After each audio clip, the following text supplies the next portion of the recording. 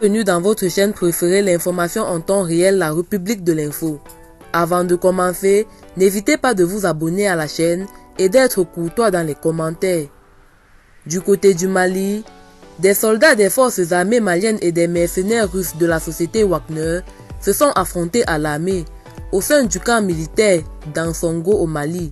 L'on enregistre au moins 2 morts du côté des FAMA selon Jeune Afrique.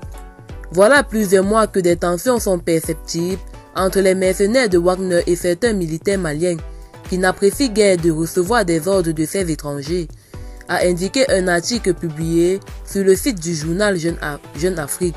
Ce jeudi 29 septembre 2022, alors que des rumeurs circulaient depuis 2 jours. C'est l'avatar Gauthier Pasquet qui avait inventé cette confrontation sanglante dans un tweet. Habitué à grossir certains faits, il n'avait pas été pris au sérieux, surtout que plusieurs commentateurs maliens avaient remis en cause son information, mais les révélations de Jeune Afrique sont plus précises. Échange de tirs ce matin entre l'armée malienne et des mercenaires russes de Wagner à Ansongo. Les combats ont duré une demi-heure avant la confusion ne soit dissipée par le compte-théâtre. Bilan, 5 civils blessés, 2 FAMA décédés, un blessé grave Wagner, avait écrit l'avatar le 27 septembre. Information remise en cause, confirmée 2 jours plus tard par GA.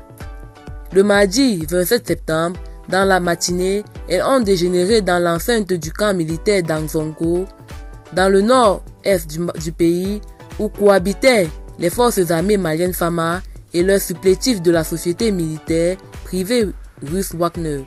Lit-on dans l'article, selon le site du magazine, de nombreux soldats maliens supportent de moins en moins l'arrogance des mercenaires russes. Tout serait parti du refus de certains militaires maliens au sein du camp qu'ils partagent avec les mercenaires russes de Wagner de faire fouiller leur téléphone par leurs instructeurs russes. Les autorités de transition amenées par le colonel Assimi Goïta se sont saisies du dossier. Eh bien, c'est tout pour cette note d'information. N'hésitez pas de mettre en commentaire vos impressions et à très bientôt pour une nouvelle note d'information.